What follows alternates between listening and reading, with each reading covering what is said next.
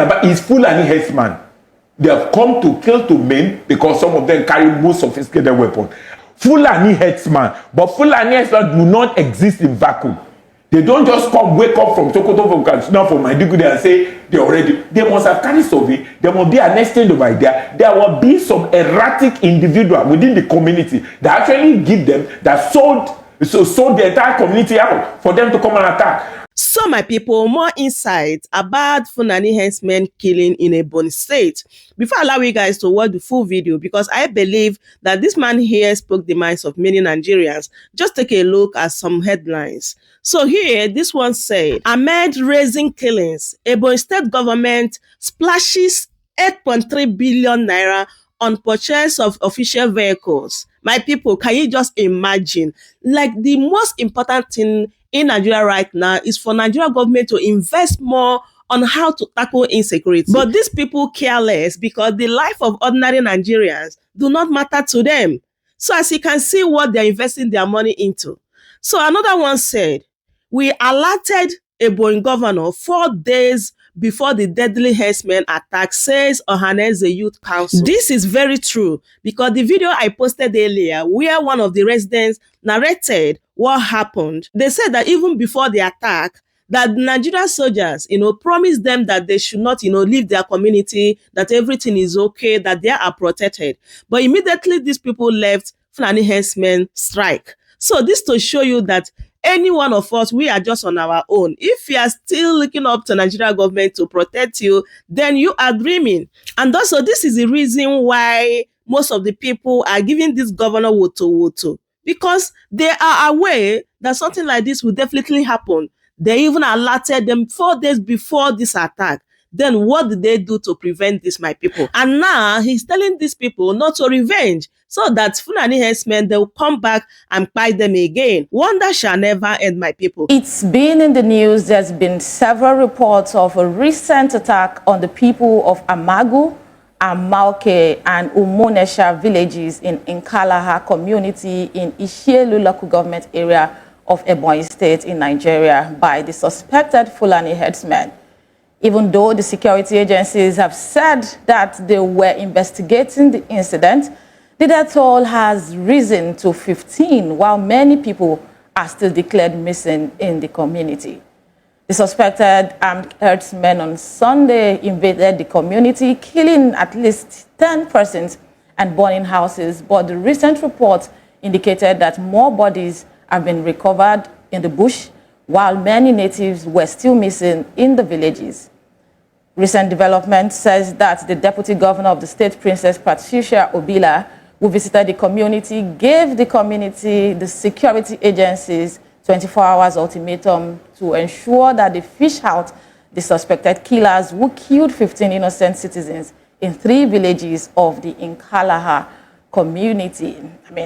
Before we get into the details of the reaction of the deputy government, the governor, the gesture, and what the intentions are, suspected herdsmen in a community, ravaging about 3 villages in that community, killing up to 15 people.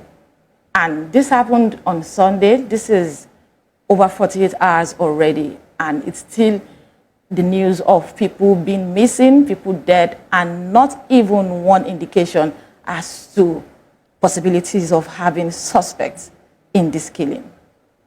What exactly should be the fate of the people in the community? Because a lot of people are fleeing their homes already. Because it looks like what is the priority of the government to secure the lives of the citizen is not being assured.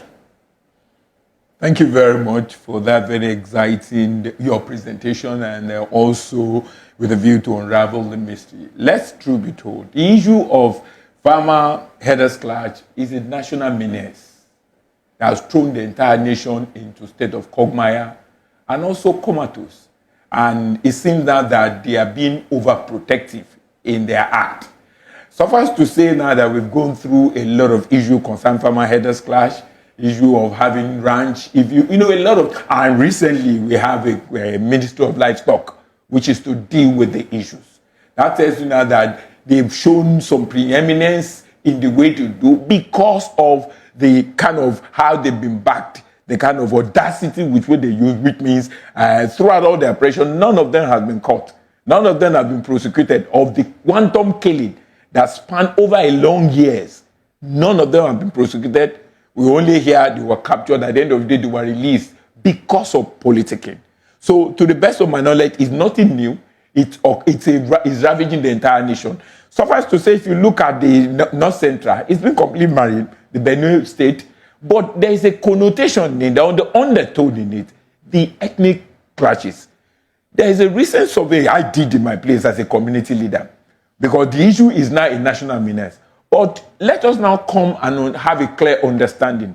Understanding the sense that, do you expect cattle from Katsina to come straight to the place to start rearing? Of course, no. What we did in our own case was to pursue the owner of the cattle.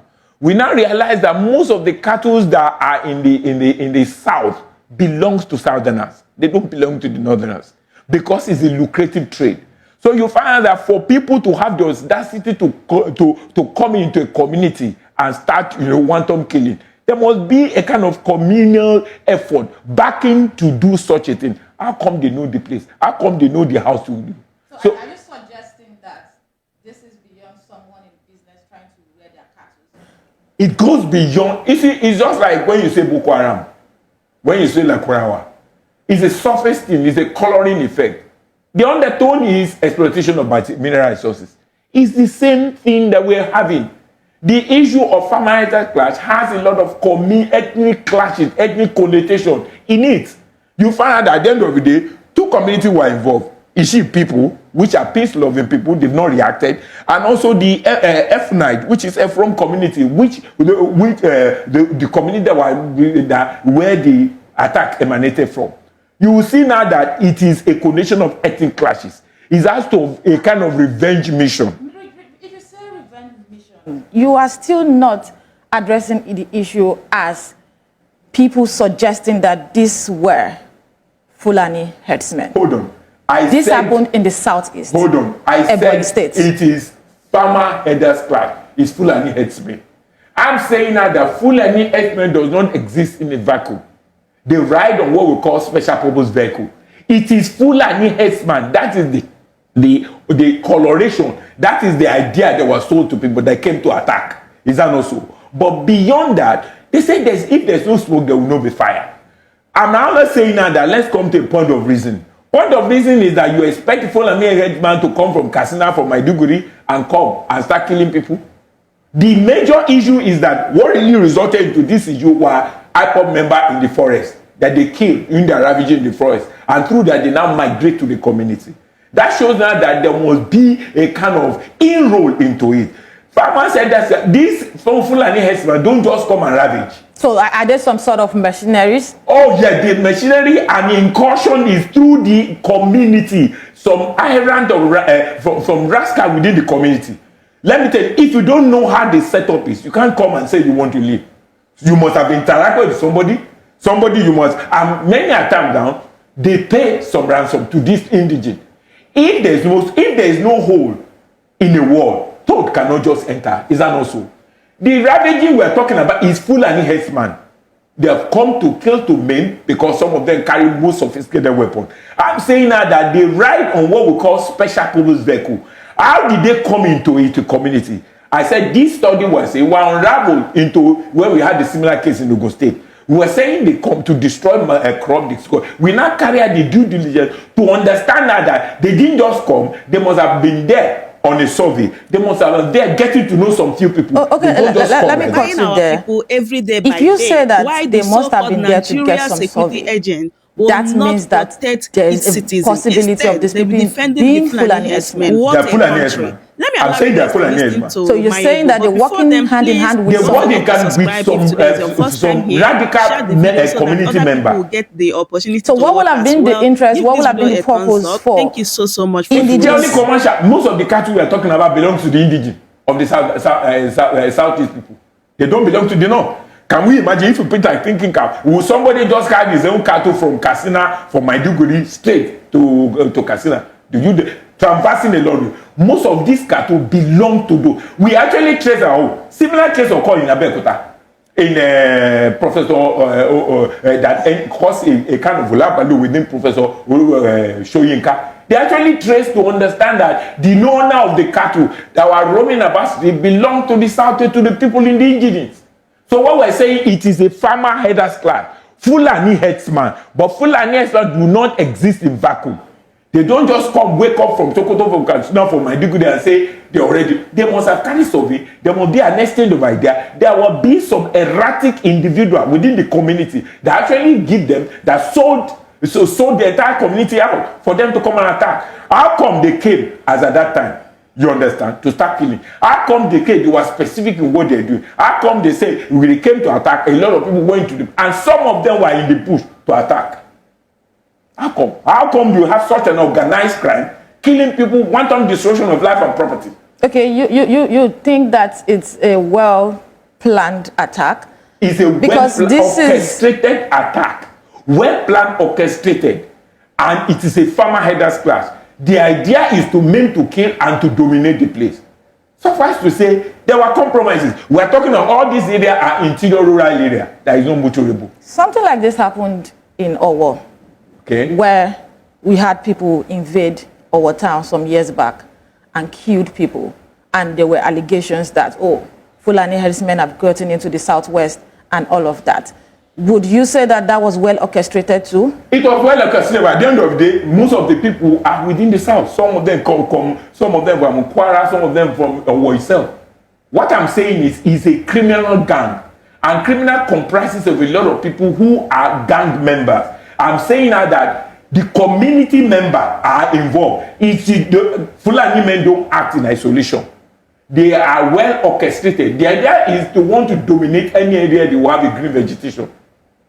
And most of the green vegetation are owned by people. People sold out. I'm confirming that there is a selling out of some of the Caspian community members to give way to them. When they come like they dominate the place. But to what end? Because why would an Igbo man from Ebonyi sell out his own people to herdsmen because he wants what exactly? Let me tell you, okay, it's the same question you're asking. I'll ask, why will people in my community sold out and invaded the land of some people that plant their mountain, they plant cassava, plant and they destroy? It's for commercial gain. It's purely for commercial. They call it business. It's a business. They have a commercial gain. I'm saying that Fulani herdsmen don't just wake up from where they are and come to the place and start destroying. If there's no smoke, there will be no fire. I'm saying it's still farmer headers class, but it has ethnic coloration, ethnic clashes, and it's a revenge mission. Okay, let's take more details important. And when things like this happens over and over again, you begin to question the position of the government, the security agencies, and of course, the leadership of those communities. But in another development, the traditional ruler of Nkalaha community, Igwe Thompson Ebe, said that he had written a report to the governor and copied security agencies because the problem did not just start today.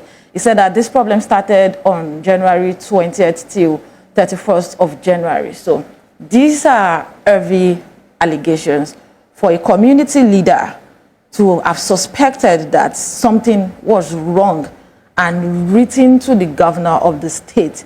I mean, because some are saying that the presence of the deputy governor coming to say that she's giving the security agencies 24 hours to fish out the people that have perpetrated such evil. What's the connection between traditional rulers and the governor? How much respect is given to the office of the traditional ruler, and how much audience is given to them too? Because I mean, they are supposed to be like a face of the government who has direct contact with his own people. So why should he write to the government, to the governor, to security agencies, and nothing was done till this evil was perpetrated? Thank you for that. In the olden days, the kings, the valets, are the chief security of their domain because they know in and out of the place and they have their ears to the ground. That is how it's been done. That's why we're even working out that there must be integration of community of the king of the town, the community leader into the security network to form a non-kinetic aspect of engagement. Have they never been a part of it? They are on the surface level. They have not been totally recognized by constitution. There's no enabling law that really gives them the impetus and the protection to do what they're supposed to do. It is just concern. Suffice to say, some of the kings are also compromises because of the commercial gain. What happened is this: a community leader is like the chief operating or chief security officer of the place. You know, they have their own people, vigilantes group on the town. They have the people who conduct local intelligence network for them in the town. So the community that holds a lot of information. So therefore, before it happened, some of them had they are brazen enough to alert the government of the day. Remember, the government of the day, the chief of security officer is the governor of the day. He's supposed to provide social welfare and also security of the people. But we find out that because of protocol that's involved, because of the chain of command, many a time the information don't get to the governors. And you find out so who is to blame that the information don't get to the governors? Because if a traditional ruler can not have access to the governor, then how bad is the situation with ordinary citizens? Remember, the community leader we are saying, they have the direct line of the line of responsibility towards the local government chairman. They don't have access because governors they have protocol you have to go through. And I told you now that this is an orchestrated network. Protocols when it's about the lives of people, because this is a heavy allegation here where he said that he had written reports to the governor and copied the security agency. Should we then say that the governor should be liable for the lives lost? We're not going to confirm that until due diligence is paid. In fact, there's another school of thought that said the youth wing of Ohaneze Indigbo also informed the governor 4 days before the attack. Let me be frank with you. Whenever issues of this come out, people want to show a level of ascribe some level of importance to themselves. You'll be hearing like they say community leader did it. They said youth wing of the Indigo did. But the question we're saying, if a community leader has the time to lodge a complaint, we're saying what is his responsibility? Also, he is supposed to be able to offer some local intelligence to actually call for the enforcement when it happens like that. So everything, the chain of command, for instance, the entire value chain, they have their blame. They should have their blame.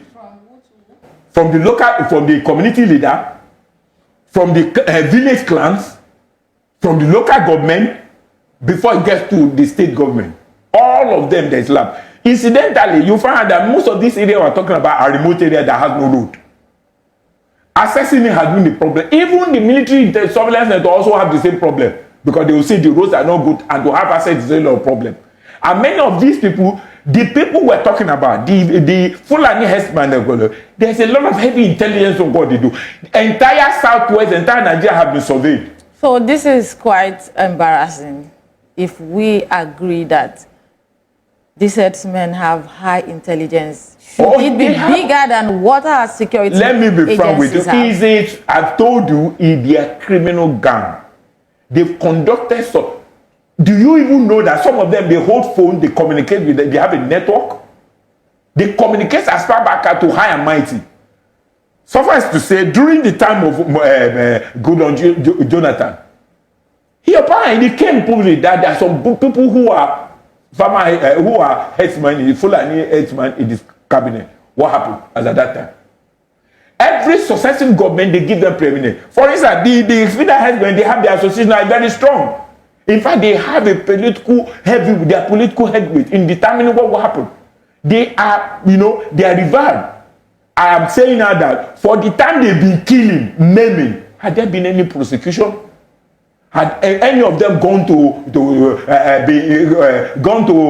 incarceration? Has any of them been jailed? In fact, the army defense came that many a time when they get some of those, when they get some of those people, profile them. By the time they receive one, because the army itself cannot just come and prosecute. They are meant to interface. I'm saying the highest people that are to defend the territorial integrity of the nation. They also do not have the power to prosecute. What they can do is to profile and refer to the case for proper adjudication in customary court. But because I told you, it's a racketeering of criminal gang. And the high and mighty are also involved, who is not interested in making money. This is transactional. This is a money-making machine. So which means almost the high and mighty are involved. Otherwise, how has the trade been sustained up till now that there's no single prosecution? Okay, with your submission now, would you agree that the government has consistently failed the Nigerian people? There's no gainsaying. The failure is imminent. Most of the security you are talking about, they are at the surface level. The interior is not well protected. The territorial integrity is heavily compromised. That's why we have the armed forces overrun now. The question now is this. What is the do? Security interface ought to occur about 4 levels. That's why the quest for us to have a regional police, a state police, a community police become evident by the compromises we are talking about. In any town, the village surveillance people that go, the vigilantes that are there. In fact, in most of our towns too, we also organize the hunters to come and start trying to defend. It's happening in our own area, which is Ijebu. So what we're saying is this: the chain of command is broken. There's complicity in the gang. It's a criminal gang. You'll be surprised that how come the community leader in the place is saying he wrote. If he has time to write to the governor to intimate the governor, does it mean that after hearing the information he folded his arms? Whereas the local vigilantes are there, there's a police station there, the army formation there. That tells you there's a compromise. When issue comes that people begin to raise issue in order to claim some level of importance, to be able to claim some level of importance, to be able to say, I contributed, I tried my best. But the best is not enough because people's lives were involved. This is a governor who was Speaker of the House of Assembly since 2015 up until he became governor in 2023. One would have thought that he should understand the system better, being a lawmaker himself. So it's not about not having access to the House, not having access to the Assembly. You just said that a lot of people will come out to make, stories around the issue that has happened just to say that they've made their voice heard. But that is not enough to exonerate the governor. Let's be frank. I told you the complicity is throughout the value chain.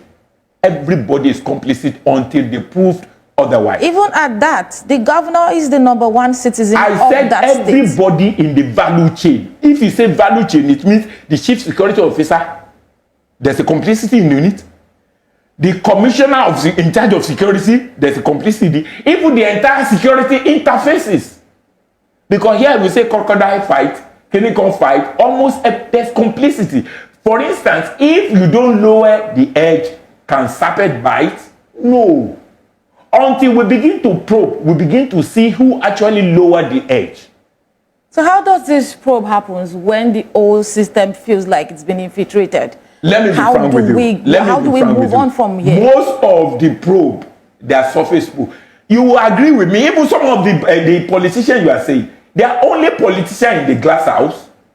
How many of them visit the interior? Is it not stomach infection? Some of them use the step of stomach infection to be there. I know some of them don't even go to their community. Talk less of the village. At least, as a community leader, I'm very close to how police. When they come, they only go to the town hall. How many of them visit the village? Okay, we need to wrap up on this story and move to the next. So, what's your thoughts on the deputy governor's visit and, of course, our statement that she's giving the security agencies 24 hours to fish out the suspects? It's almost 24 hours already. It's purely political. After all, they now place ransom to find the killer. Is it medicine after death? Which means the lowering of the edge is throughout the entire value chain. So who protects an average Nigerian? How does let me be frank with you. Our life is in the hand of God. Let's be frank. How come the non-state actor carries sophisticated gun and yet people are not licensed to carry gun? Even the security interfaces they are talking about, which is police, they have obsolete equipment. How do you explain that? So what we're saying is this: until people come together in unity to discover the hole within the community. I told you the same thing. We had to carry out investigation in my own community to understand how did they find their way in. Where is the weak link? We now discover some people compromise. And despite being compromised, we still have to conduct investigation further to see the extent, because you can't just, until you have a proof of evidence, you can't arrest. Of course. Thank you very much for that submission. Very sad incident here. And welcome to